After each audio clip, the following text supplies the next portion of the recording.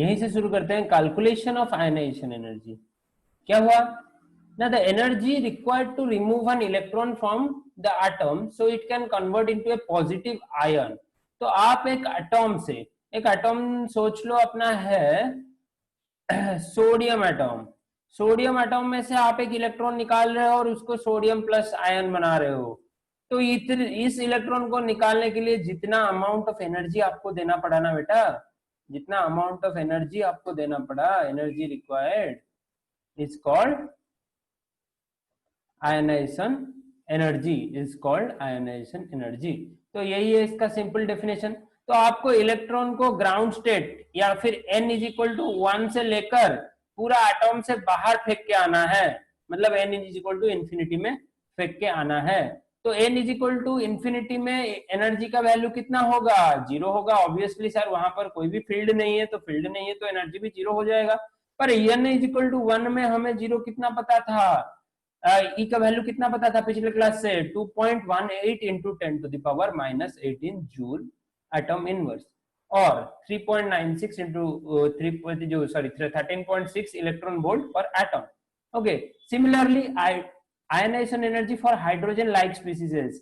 कल भी मैंने बार बार समझाया था कि हाइड्रोजन लाइक स्पीसीज कौन होते हैं ना, हीलियम प्लस, लिथियम 2 प्लस।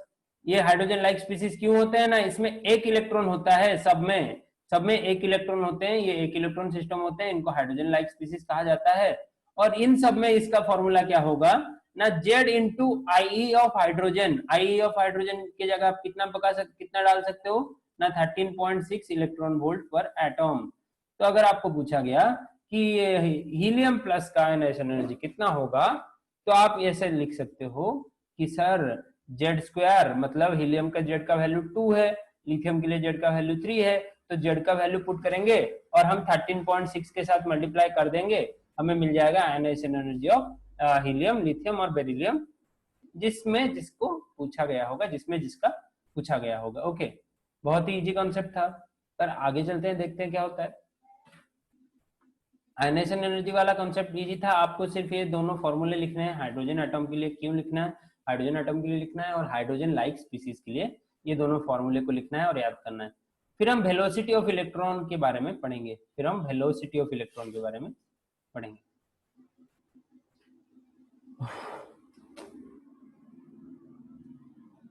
तो आपको पता है इलेक्ट्रॉन क्या करता है एटॉम के चारों तरफ, इलेक्ट्रॉन एटॉम के चारों तरफ रोटेट करता है। रोटेट करता है, कैसे रोटेट करता है, एक हाई स्पीड में इलेक्ट्रॉन एटॉम के चारों तरफ रोटेट करता है, न्यूक्लियस के चारों तरफ। तो उसी का वेलोसिटी मैंने बोर्स के पोस्टुलेट में आपको पढ़ाया था, L is equal to mvr is equal to nh/2 nh/2। यही जो v है, ये है vn, velocity of electron in nth orbit. vn है वेलोसिटी, लिखो vn है वेलोसिटी ऑफ इलेक्ट्रॉन और इन nth ऑर्बिट। अगर आपको v1 पूछा गया तो फर्स्ट ऑर्बिट, अगर v2 पूछा गया तो सेकंड ऑर्बिट में पूछा गया है। तो nth ऑर्बिट में vn है वेलोसिटी ऑफ इलेक्ट्रॉन। तो कितना हो जाएगा, nh/2 तो इस तरफ है, और इस तरफ जो m और r इसके साथ मल्टीप्लाई होके थे वो ये इस तरफ डिनोमिनेटर में चले जाएंगे। तो vn इज इक्वल टू हो गया nh/2 mr, nh/2 mr। और आप इसको ये भी लिख सकते हो 2 पाई ZE² k बाई nh। ये जो mr को आप उल्टा करके ZE² मतलब Z for atomic number, Z for atomic number and E for charge of the electron. Charge of the electron का वैल्यू कितना है, 1.6 इंटू 10⁻⁻19 कूलम। और ये जो E का वैल्यू क्या है, सॉरी K का वैल्यू क्या है, परमिटिविटी, रिलेटिव परमिटिविटी, इसका वैल्यू क्वेश्चन में गिवन रहेगा। और ये आपको जरूरत नहीं पड़ता, KFA वगैरह आपको जरूरत नहीं पड़ता, आपको सिर्फ ये जरूरत पड़ता है कि Vn is equal to V1 into Z by N, Vn is equal to V1 into Z by N. और V1 का वैल्यू क्या है, Vn is equal to V1 into Z by N, ये लिख लो। और V1 का वैल्यू तो sir हमें बताइए, अगर ये नहीं पता होगा तो कैसे करेंगे। तो V1 का वैल्यू है 2.19 इंटू 10⁻⁶ मीटर पर सेकेंड।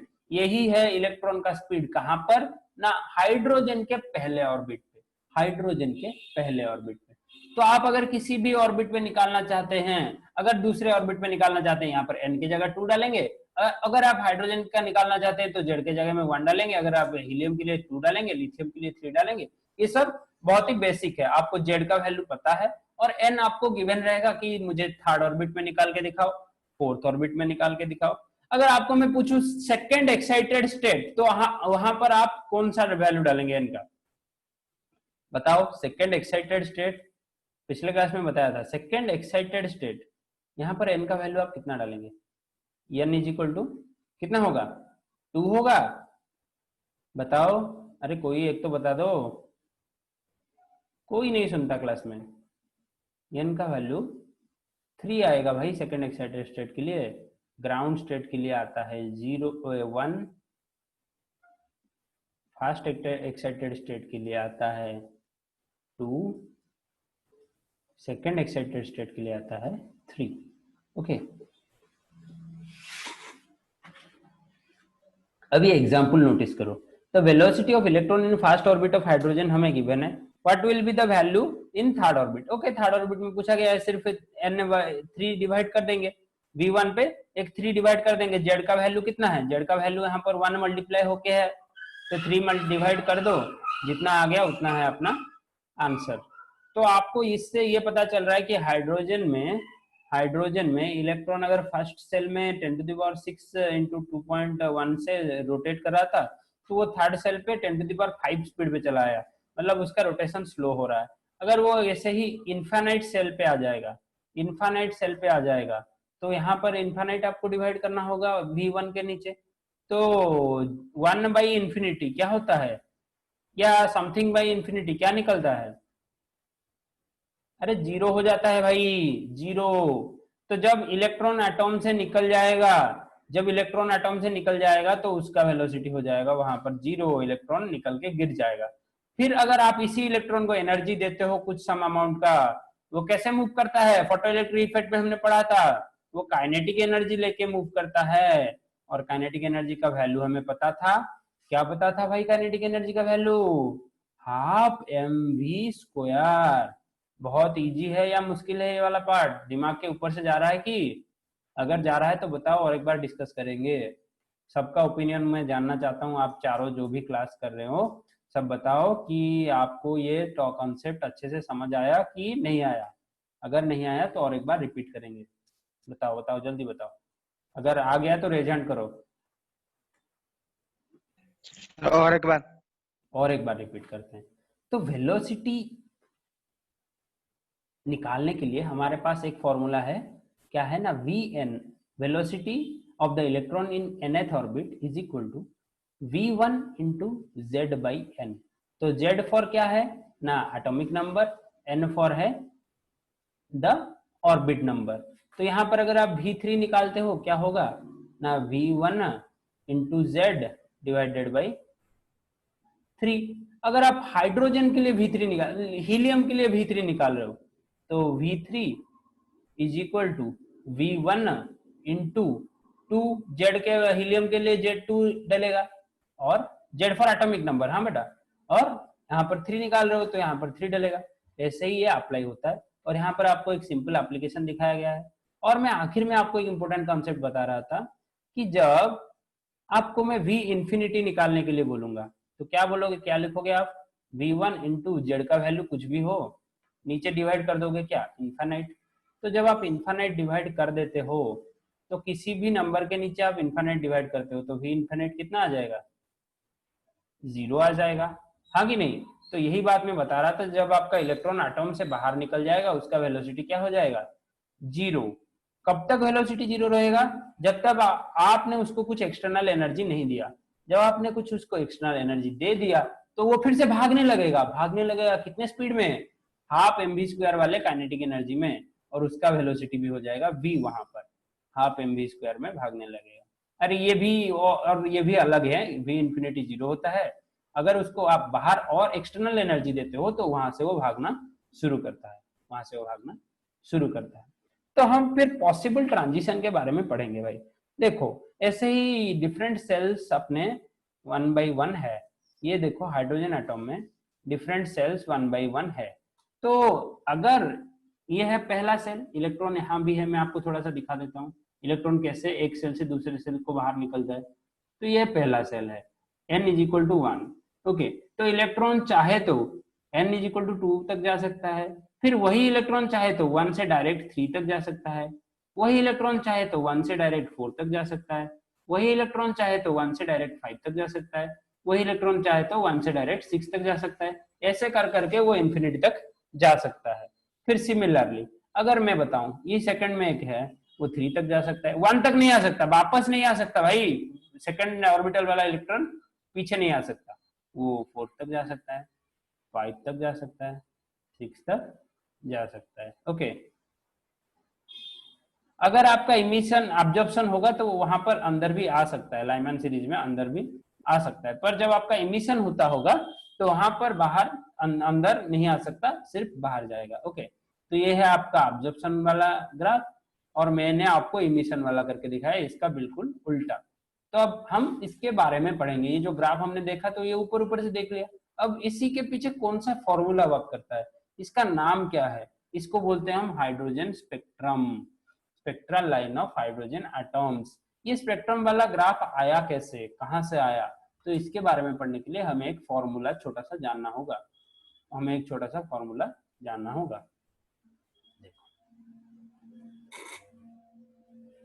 तो अभी एक हेडिंग डालो, अभी एक हेडिंग डालो, line spectrum of hydrogen, line spectrum of hydrogen.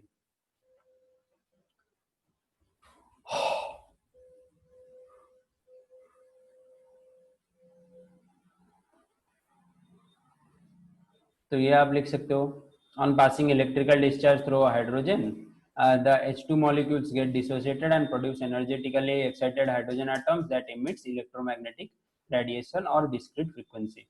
The spectrum obtained, यहाँ से जो स्पेक्ट्रम हमें मिलता है is called line spectrum of hydrogen, वहां से जो हमें स्पेक्ट्रम मिलता है इसे कहते हैं लाइन स्पेक्ट्रम ऑफ हाइड्रोजन। तो इसका वेव नंबर न्यू बार, वेव नंबर न्यू बार का फॉर्मूला है, इसका वेव नंबर न्यू बार, वेव नंबर क्या था 1/फ्रीक्वेंसी। ओके, वेव नंबर न्यू बार का फॉर्मूला है, ये है 109677, इसको हम बोलते हैं राइडबर्ग कांस्टेंट। ये बिल्कुल मतलब आपको याद ही रखना है ये फॉर्मूला, इसका कोई इतना ज्यादा एप्लीकेशन नहीं होता, इसको हम बोलते हैं राइडबर्ग कांस्टेंट। एंड ये है half 1/n1² minus 1/n2², where n1 is equal to the first orbit and n2 is equal to the second orbit, जहां से जहां तक ट्रांजिशन हो रहा है। Okay, the first 6 series lines corresponding to, तो पहला जो अगर n1 से कहां पर भी ट्रांजिशन हुआ, 2 तक हुआ, 4 तक हुआ, इंफिनिटी तक हुआ, तो इसको हम बोलेंगे लाइमन सीरीज। अगर n इज इक्वल टू 2 से कहां भी ट्रांजिशन हुआ, अगर n1 का वैल्यू, अगर n1 का वैल्यू 1 हो गया तो इसको हम बोलेंगे लाइमन।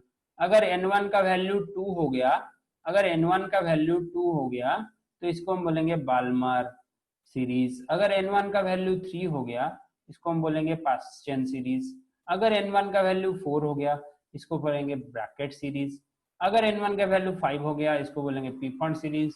अगर n1 का वैल्यू 6 हो गया इसको बोलेंगे हम्फ्रे सीरीज। और n2 का वैल्यू कुछ भी हो सकता है पर वो n1 से ज्यादा होना चाहिए, ये दिमाग में डाल दो, n2 is always greater than n1, लिख लो अपने कॉपी में ये फॉर्मूले के साइड में, और ये लिख लो, ये वाला भी टेबल बना दो, n1 का वैल्यू 1 होगा तो उसको हम लाइमन बोलेंगे, n1 का वैल्यू 2 होगा तो बल्मर, n1 का वैल्यू 3 होगा तो पास्चन, 4 होगा तो ब्रैकेट, 5 होगा तो पीफॉन्ट, 6 होगा तो हम्फ्रे। हम्फ्रे सीरीज अभी नहीं आता, ज्यादा नहीं पढ़ते हम, बाल्मर पीफॉन्ट तक पढ़ते हैं, और नॉर्मली लाइमन बाल्मर पास्चन से ही आपका क्वेश्चन सॉल्व हो जाता है सारा।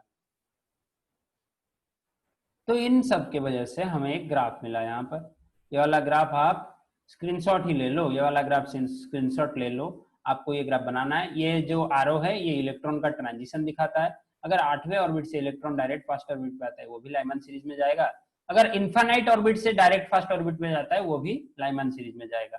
सिमिलरली जहां से भी आए पर आना चाहिए n इज इक्वल टू 2 को, उसको हम बोलेंगे Balmer series.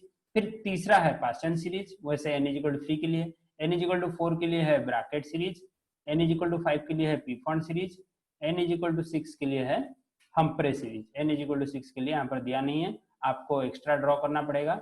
n is equal to 6 के लिए ऐसे ऐसे यहाँ से यहाँ, यहाँ से यहाँ, यहाँ से बाहर से, ये है हम्प्रे, हम्प्रे सीरीज।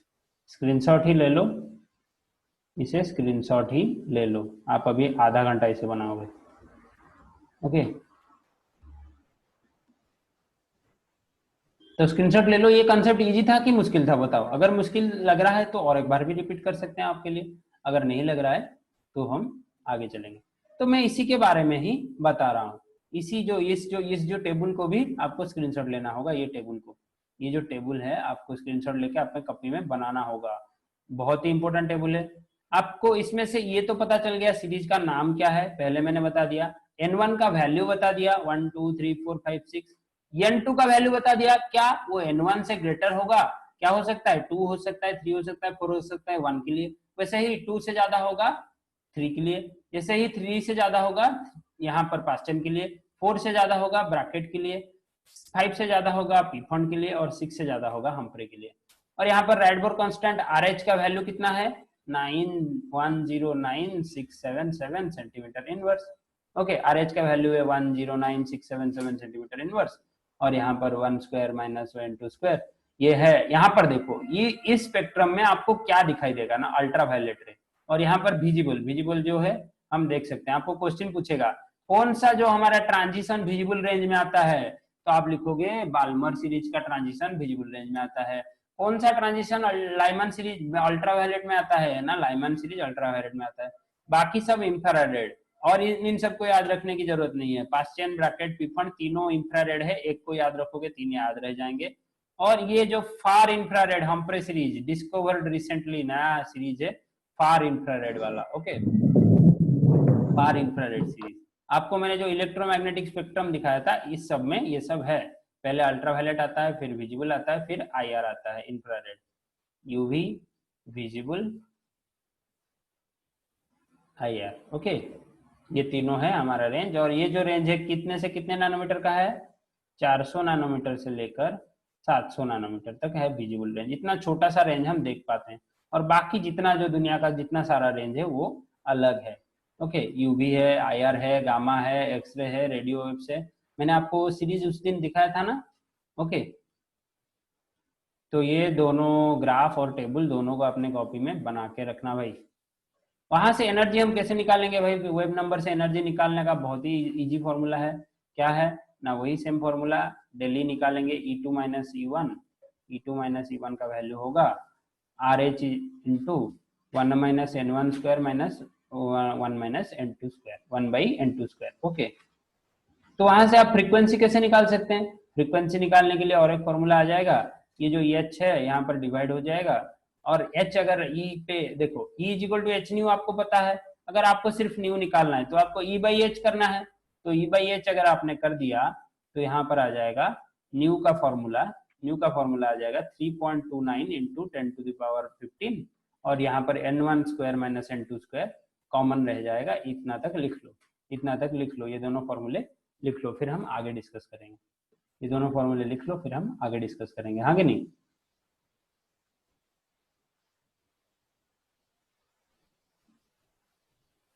जल्दी जल्दी जल्दी लिखो, लिख के रेजेंट करो, जल्दी लिख के रेजेंट करो।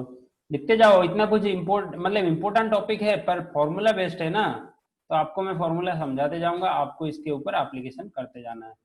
ओके, अगर जूल्स में आप राइडबर्ग कांस्टेंट निकालोगे, एनर्जी वाला राइडबर्ग कांस्टेंट निकालोगे, तो इसका वैल्यू होगा ये वाला पॉइंट टू बी नोटेड ना। ये वाला वैल्यू होगा, इसका वैल्यू होगा जूल्स में। जब आप एनर्जी के लिए राइडबर्ग कांस्टेंट डालोगे तो वो सेंटीमीटर इनवर्स वाला नहीं डालोगे, वो वेव नंबर के लिए डालोगे।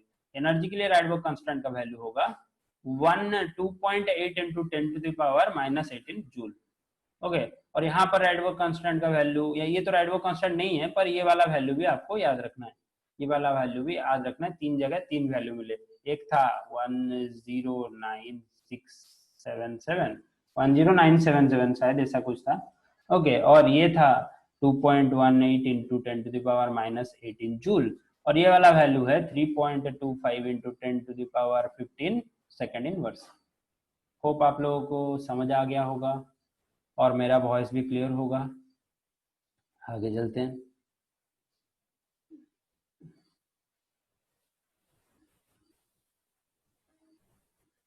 अब हमें वेवलेंथ निकालना है। वेवलेंथ निकालने के लिए वही सेम फॉर्मूला क्या है, वेवलेंथ निकालने के लिए आपको सी बाई वी करना है, सी बाई वी मतलब H C by E. Okay, यहाँ से आप वेवलेंथ निकाल सकते हो। एक अगर आपको मिल गया तो वहां से आपको फॉर्मूला पता है, आप निकाल सकते हो।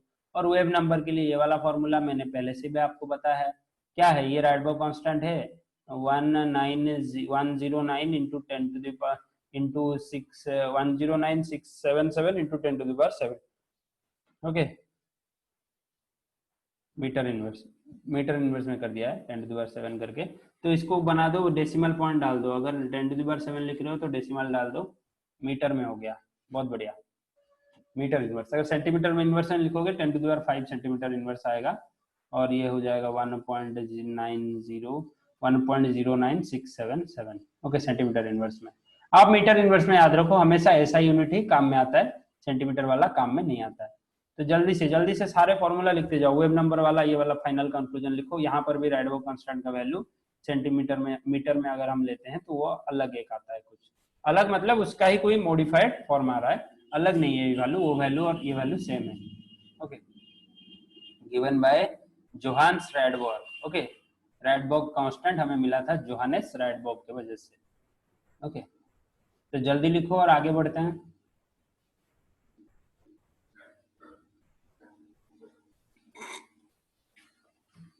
यहाँ पर देखो लिमिटिंग लाइन, एक सीरीज में आखिरी लाइन होगा जो कि मिनिमम वेवलेंथ वाला होगा। ओके, मैक्सिमम वेव नंबर वाला होगा, मिनिमम वेवलेंथ वाला होगा। उस लाइन का वैल्यू क्या आ जाएगा ना, जहां पर n2 का वैल्यू 0 होगा। n2 का वैल्यू अगर 0 हो गया तो ये हो जाएगा हमारा RH, सॉरी n2 का वैल्यू इनफाइनाइट हो जाएगा। 0 होगा तो कैसे होगा, 0 होगा तो वहां पर इनफाइनाइट आ जाएगा, गलत हो जाएगा। ओके, n2 का वैल्यू इनफाइनाइट हो जाएगा, तो ये कंटिन्यूअस वेव नंबर होगा RH into Z square by N square, because जो दूसरा वाला पार्ट 0 हो गया है। फिर minimum wave number is obtain from the case n2 is equal to n1 plus 1। यहाँ पर मिनिमम वेव होगा, अरे डिफरेंस यही, अगर 1 हुआ तो ये 2 हुआ, तो यहाँ पर मिनिमम वेव नंबर होगा और वेवलेंथ मैक्सिमम होगा। ओके, फिर the number of emissions line when an electron jumps from n2 level to n1 level, n2 n1 का जितना भी वैल्यू हो, आपको नंबर ऑफ इमिशन लाइन निकालना है, आपको नंबर ऑफ इमिशन लाइन निकालना है। तो ये इस फॉर्मूले से आप निकाल सकते हो, वो n2 minus n1 divide into n2 minus n1 plus 1 divided by 2। एक एग्जाम्पल करके देखो, 3 से आप जंप कर रहे हो n2 3 n1 1, तो कितना लाइन आना चाहिए, n2 3 n1 1 कितना लाइन आना चाहिए, यहाँ पर फॉर्मूला में डालो 3 माइनस 1 इंटू 3 माइनस 1 है 2 प्लस 1 डिवाइडेड बाई 2, तो ये हो गया 2 इंटू 3, ये 2 कट गया और ये आ गया 3। बिल्कुल सही वैल्यू आया है, ये सही आप कर सकते हो, बिल्कुल ऐसे ही आप बाकी सब कुछ कर सकते हो। सही आया गलत आया, 3 माइनस 2। और सुनो सुनो सुनो सुनो, यहाँ पर आप जो लिखोगे, ये पहले लिखोगे 3 माइनस 2 प्लस 1, तो इसको अगर आप सॉल्व करोगे तो पहले एडिशन होगा या सब्सट्रैक्शन होगा, पहले एडिशन होगा या सब्सट्रैक्शन होगा, पहले एडिशन होगा या सब्सट्रैक्शन होगा बेटा बोलो। छोड़ो छोड़ो, वो सब यहाँ पर अप्लाई नहीं होगा, आप ये से ही याद रखो, ये फॉर्मूला को आप ऐसे याद रखो, एप्लीकेशन में आपको सही आंसर मिलता जाएगा। उसको छोड़ो, आप दिमाग में मत डालो, ये सब कंफ्यूज हो गए ज्यादा, केमिस्ट्री में मैथ घुसा रहे हैं, उसको छोड़ दो, ऐसे ही आप नॉर्मली डालोगे, ये फॉर्मूला सही आ जाएगा। ओके, तो ये फॉर्मूला हम लिखते हैं, लिमिटिंग लाइन का लिखते हैं, मिनिमम वेवलेंथ का लिखते हैं, और minimum wave number maximum wavelength का लिखते हैं, और यहाँ पर मिनिमम वेवलेंथ और मैक्सिमम वेव नंबर का लिखें, और यहाँ पर नंबर ऑफ इमिशन लाइन्स लिखे हैं। नंबर ऑफ इमिशन लाइन्स का भी फॉर्मूला हमारे पास है। और क्या फॉर्मूला है आगे देखते हैं। अरे बहुत अच्छा जो फॉर्मूला है, ये बहुत आपके एंट्रेंस में आपको हेल्प करेंगे। ओ ये पेज गड़बड़ हो गया है, ये दोनों क्वेश्चन बहुत इजी है, मैं आपको ये वाला पेज और एक बार भेज दूंगा, और ये जो लिमिटेशन ऑफ बोर्स मॉडल आपके लिए होमवर्क रहेगा। यहाँ पर 2 इंपोर्टेंट पॉइंट है, मैं आपको ये पेज ग्रुप में और एक बार भेज दूंगा। ओके, डोंट वरी, ये वाला पेज आपको और एक बार भेजा जाएगा। यहाँ पर इंपोर्टेंट पॉइंट ये रहेगा, जीमन इफेक्ट, स्टार्क इफेक्ट।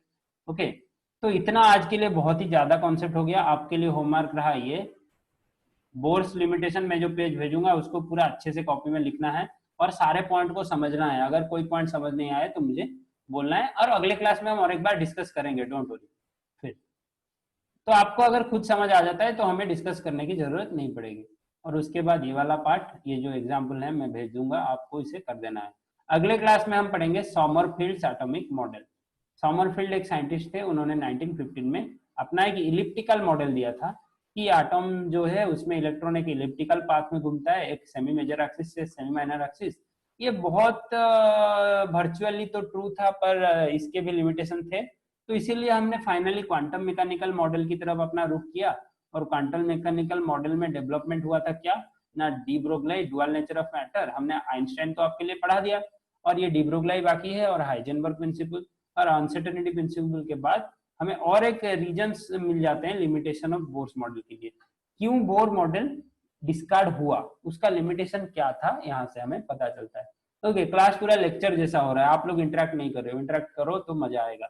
उसके बाद क्वेश्चन है, तो इतना सब कुछ मत देखो, आपको सिर्फ लिमिटेशन ऑफ बोर्स थ्योरी करना है। और ये दोनों एग्जाम्पल मैं अभी आपको फोटो ले लेके भेज देता हूँ, और ये टेबल वगैरह वगैरह ये सब अच्छे से प्रैक्टिस करो। सारे एग्जाम्पल, सारे फॉर्मूले अच्छे से दिमाग में होने चाहिए, मिस मत करना। और एडवर्ब कांस्टेंट के जितने सारे वैल्यू निकालने उन सबको भी अच्छे से दिमाग में डालो, ये तीनों फॉर्मूला डालो, और ये एग्जाम्पल और बोर्ड थ्योरी तक अगले क्लास तक करके आना। शायद मैं एक दिन के बाद ही क्लास रख लूँ, और समरफील्ड्स एटॉमिक मॉडल से शुरू करेंगे, क्वांटम मैकेनिकल मॉडल, ये और एक क्लास लगेगा, और ये प्रॉब्लम खत्म करेंगे, फिर आगे चलेंगे। टॉपिक बहुत ही बड़ा टॉपिक है, और आपका सबसे बेसिक टॉपिक है। ओके, ये टॉपिक क्लियर हो गया, पीरियोडिक टेबल क्लियर हो गया, बेसिक कंसेप्ट क्लियर हो गया, ये तीनों क्लियर हो गया, तो आप केमिस्ट्री के राजा बन गए, और आपको केमिस्ट्री में कुछ ज्यादा डिफिकल्टी नहीं आएगी। जो जब पढ़ाया जाएगा आप तब समझ पाओगे। अगर ये सब अच्छे से नहीं क्लियर हुए ना, तो आप कभी कुछ समझ नहीं पाओगे। ओके,